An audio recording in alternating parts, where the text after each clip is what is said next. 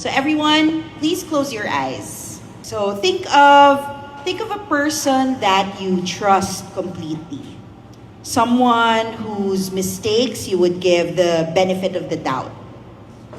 So now in thinking about this person, also ask yourself, what's that big thing they did to earn your trust? Or what is that one grand gesture or the heroic moment?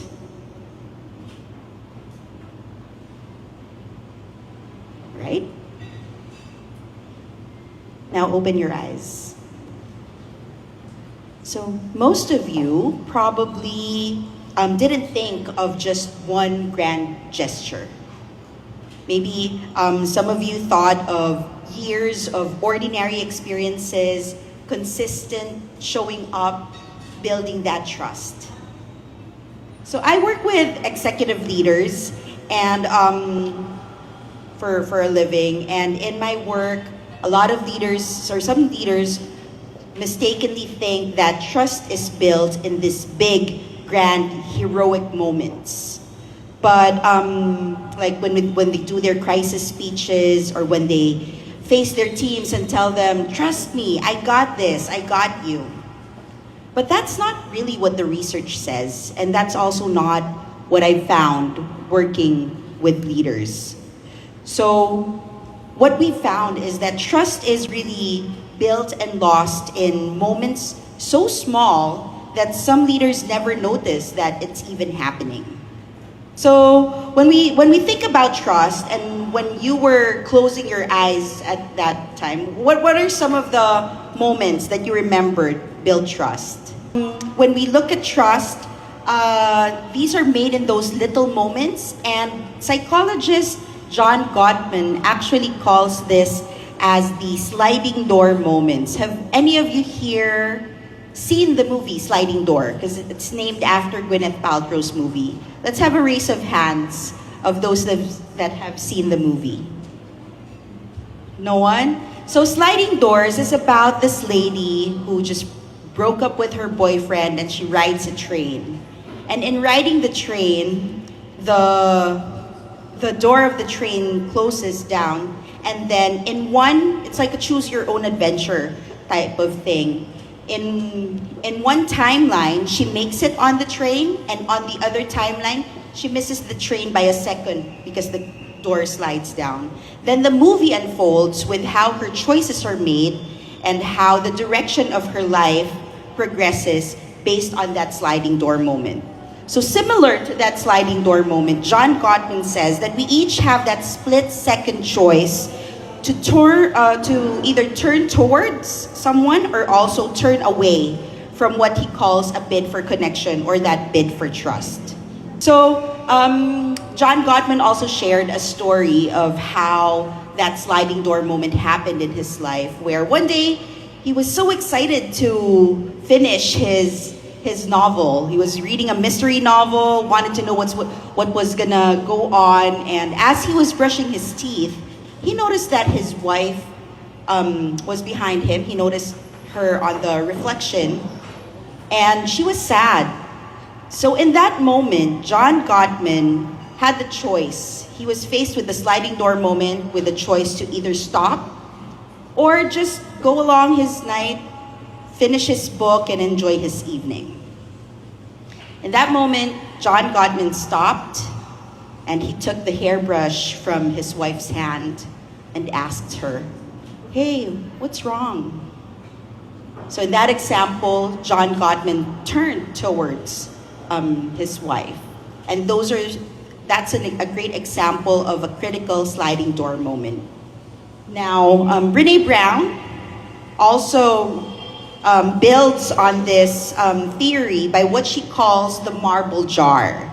So she shares that trust is a jar that we fill one marble at a time. It's like each of us have marbles to give away to people, and we exchange these marbles in order to build our trust jar. So imagine all of us holding a jar of marbles, and how I would build trust is for example, someone remembers my parents' names or remembers my birthday, then that's a marble that's placed in my jar. Or in the cafeteria, someone offers me a seat and I would get a marble from that person. So what she has observed in her research is that trust is a jar that we fill, and in order for us to really have that connection with people, we need to earn that trust first. And now some leaders who demand trust in a crisis with an empty jar, they're just asking for trust that hasn't been earned. And it's really critical for us to make sure that the jar has to be already full. So with this, when it comes to trust, I know this personally. Something happened in my life 12 years ago. I lost one of the most important relationships of my professional life. So that ending of our relationship happened in a single week. But the beginning happened before, 9 years ago, day by trust being built one marble at a time. So I had a colleague, and I'll call her Dana. And we started in the organization as team leaders together, and we rose through the ranks. She eventually became an operations director. I became a senior operations manager. And eventually, she became my direct manager. But long before that, we've established a friendship. First as acquaintances, then we became real friends outside of work. We'd sometimes stay at work like 6 hours after the end of day just talking. So there was a lot, like through the years we've built. She knew that my marriage was crumbling at that time. There were difficulties in my marriage. She knew all the things that I was struggling with and what I was carrying. So marble by marble for years, that's exactly what we built, with a friendship that I trusted with parts of my life that I haven't shared with most people. So I'll get back to Dana later on, and I'll share with you first Harvard's Francis Frey, who's also been studying organizations in crisis, so where trust typically wobbles. So there's a TED Talk I watched before with Uber being in crisis, and they brought in Francis Frey to fix the reputational collapse of Uber back then. And what she found is that trust rests on 3 legs there: authenticity, logic, and empathy. Authenticity, logic, and empathy. When one of these 3 legs wobbles, trust wobbles with it. Okay, let's go.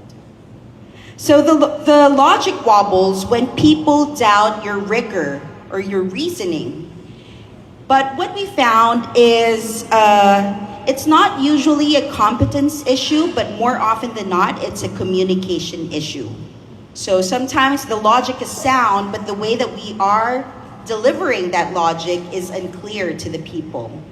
That's why she says a quick fix in order for us to address our logic wobble in the workplace is to first identify whether the issue is quality of your reasoning or your ability to communicate it. So how can we do that? Well, you have 2 things. First, you can improve your communication. So if you found that your logic is sound, but it's poorly conveyed, what you can do is, she has the triangle, the pyramid diagram. Start with your point first. So lead with your main point. Instead of telling a story and that builds to a climax, start with your conclusion. And from your conclusion, build it in a concise sentence, and then you have it follow your supporting evidence.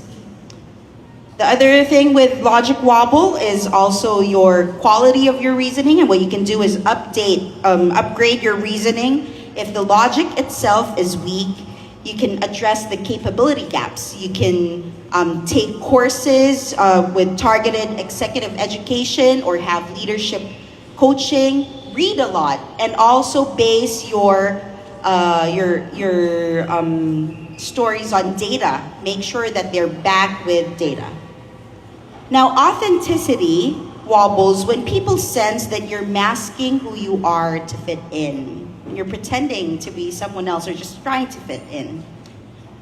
And how we can fix this is for us to be true to our values. Share what reflects who you want to be and stop tailoring your message to what you think others want to hear.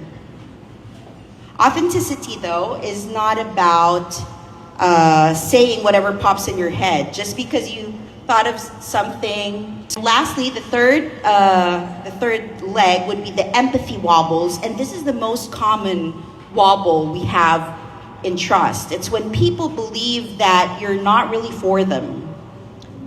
You know, people can see if there's a hidden agenda in how you're talking to them or if you're really there to support them. And what Francis Frey shared in addressing the empathy wobble is for us to eliminate the distractions, make eye contact, or apply active listening. These are all very simple concepts that we think are that are easy to do, but with this day and age, a lot of us forget to look people in the eye when we're communicating. So, what do you think would be a quick and easy fix to our empathy wobble? Something that has to do with technology or something we always have on our hands.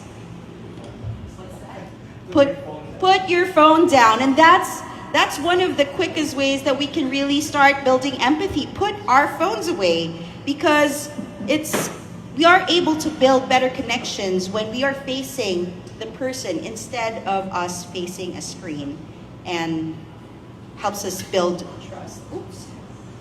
There. So any of those three wobble, your trust wobbles with it, but what we found is also that wobbles are recoverable. What happens next in that decides whether it becomes something that we can repair or something that we can no longer get back from. So in going back to Gottman's research, he also identifies the actual moment betrayal begins, or when the trust is broken. And he says it doesn't happen in the mistake itself, but when we start to compare and look for alternatives. For example, with your team members, if you're starting to see, someone else can do this, I could just hire someone better, then we're already starting to break that trust, even if they don't know about it, because we're already qualifying alternatives to them. So let's go to the next slide, 11. Yeah, and going back to my story of Dana, here's what that looked like in my life. So back then,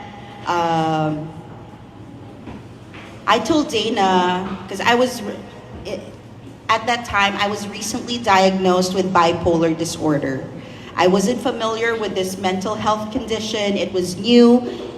There was no mental health law back then, so there was still a stigma with mental health. And not long after I told Dana that I've been diagnosed with a mental health disorder, I shared that with her because she wasn't just my boss. Before being my boss, she was my friend and confidant first. But I noticed something shifted between us.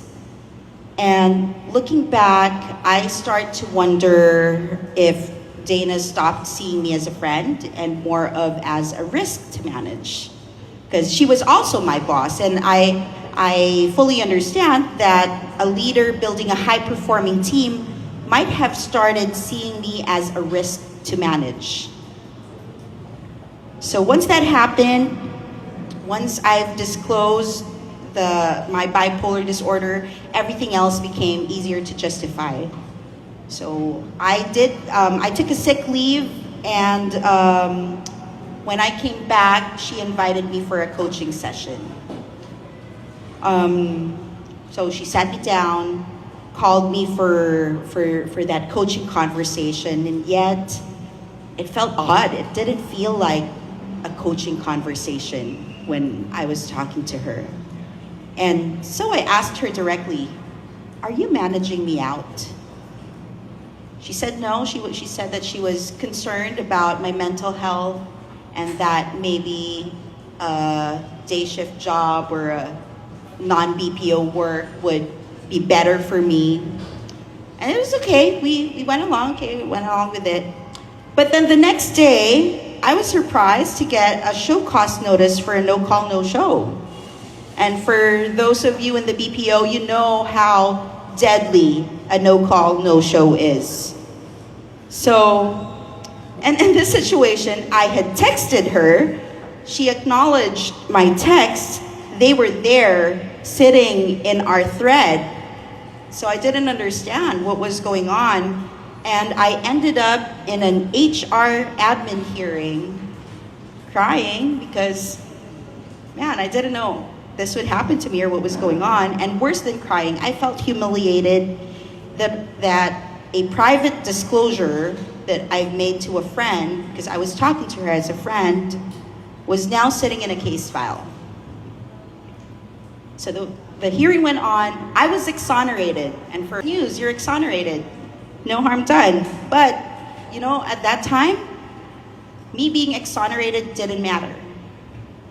10 years of our friendship didn't survive that moment. Right after the hearing, Dana blocked me on all platforms. And I never heard from her again. No conversation and no closure. There was just silence for that 10 years of friendship, of our marbles being built, just sat in silence. So somewhere along the way, I believe that she stopped choosing our non-work relationship or our friendship, and she started looking at me on her team like, this is my option. E on my team are also looking at the alternative because she is a high performer, and I'd understand that it's a risk to take. And I think at that time, the alternative won. So we were talking about recovery, and recovery requires genuinely taking the other person's perspective.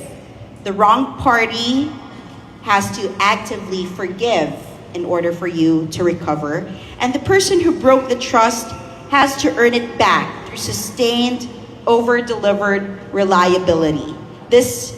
If trust is earned marble by marble, in order to rebuild it, it takes a greater amount of effort, consistency, and reliability. You have to go over and beyond whenever there is betrayal at work. There was an analogy of how trust is broken, like you have a vase and then it breaks. You try to put back that vase together, and at first it's weak, but then you cover it with tissue, or think of paper mache, and then you cover it with tissue and glue, and at first it's still easier to break as you have moments to rebuild trust. So just like the marbles that you were building.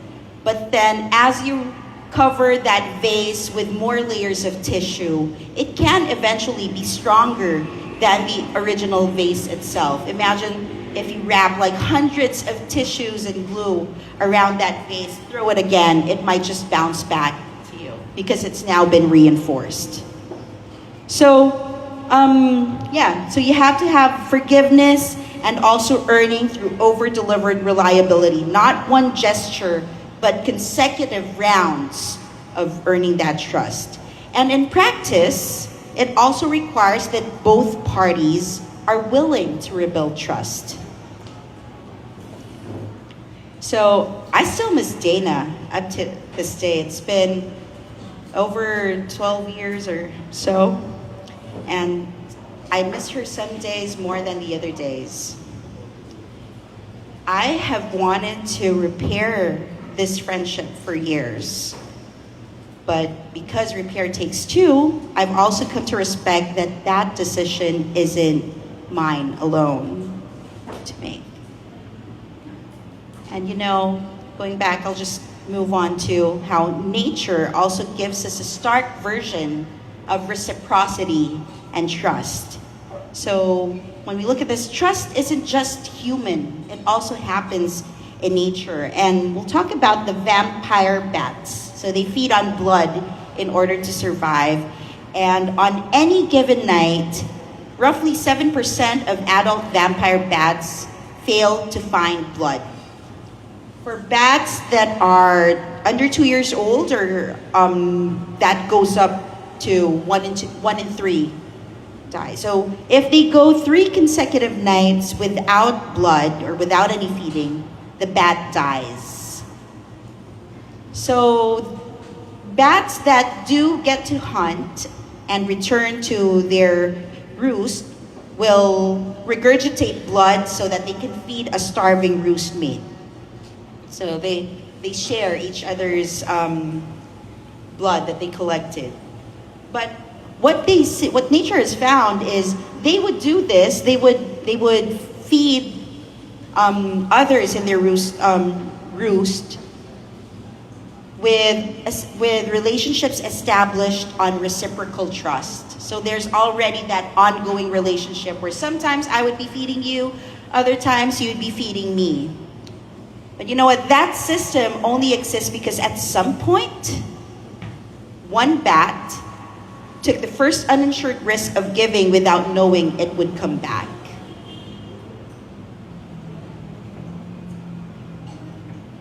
So as you can see here, trust isn't some grand gesture. It isn't a pedestal we stand on and demand people to join us at. It's an environment that we build one ordinary Tuesday at a time. Happens in your mundane everydays that we are able to build trust. So Dana and I never repaired what broke because some jars, once emptied, don't refill. But that doesn't mean that the marbles weren't real, but it's because repair takes 2 people willing to go first, and it wasn't just mine to make. I've made peace with that without pretending that it still doesn't cost me something. So when I ask you to think right now about who you trust, I'm also asking you to think about the marble that you're building today in this ordinary rainy week and with the people right in front of you. Because you don't get to know in advance which Tuesday was the one that mattered. Thank you.